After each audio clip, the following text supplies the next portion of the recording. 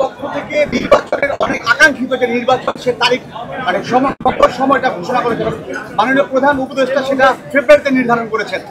কিন্তু কিছু কিছু রাজনৈতিক দলের পক্ষ থেকে ফেব্রুয়ারিতে নির্বাচন হবে না, সেটা জোর গলায় বলছে এবং এটা নিয়ে প্রশ্ন আসছে যে রাষ্ট্রদ্রোহিতা শামিল। আপনি কি তাই মনে করেন?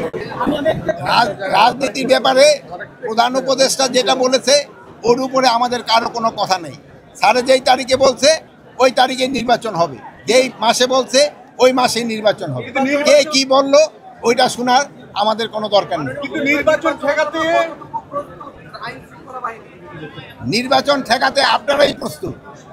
নির্বাচন ঠেকাতে হলো প্রথম প্রস্তুতি দরকার হলো রাজনীতি পার্টিগুলি যারা নির্বাচন হবে। তারপরে সবার আগে আপনি যদি বলেন যে জনগণ যেসব নির্বাচনের মুখী হয়ে যাবে কেউ এটার বাধা দিতে পারবে না। জনগণ হলো মেয়ে, রাষ্ট্রের ক্ষমতা হলো জনগণের হাতে।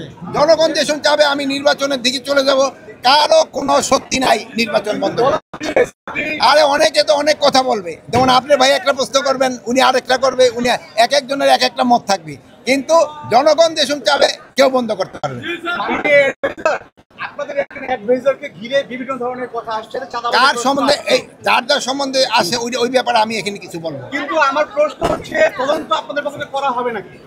কি কোনো ধরনের যেহেতু স্বরাষ্ট্র মন্ত্রণালয়ের চাপে আছেন, আপনাদের পক্ষে কোনো ধরনের এই অভিযোগগুলোর বিষয়ে তদন্ত করা হবে নাকি?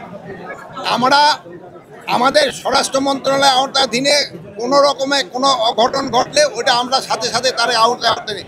আরেকটা জিনিস ভাই আপনাদের অনুরোধ করব, আপনারা মাদকের বিরুদ্ধে সোচ্চার হন। মাদকের বিরুদ্ধে আপনাদের সোচ্চার হতে হবে, যেহেতু এই মাদক কিন্তু আমাদের সমাজটাকে ধ্বংস করে দেবে আপনারা যদি সোচ্চার না হন। এই আমাদের বাচ্চাদের আর হলো আমরা কিন্তু খুব অসহিষ্ণু জাতি হয়ে গেছি। কোনো কিছু একটা ঘটনা ঘটলে আমরা ছবি উঠাইতে যাই, তাদের প্রতিকার করি না। কিন্তু সমাজে যদি কোনো অঘটন ঘটে বা একটা খারাপ কাজ চলতে থাকে ওটা প্রতিকার করা আপনাদের ইমানই দায়িত্ব। আপনারা ওটা প্রতিকার করবেন।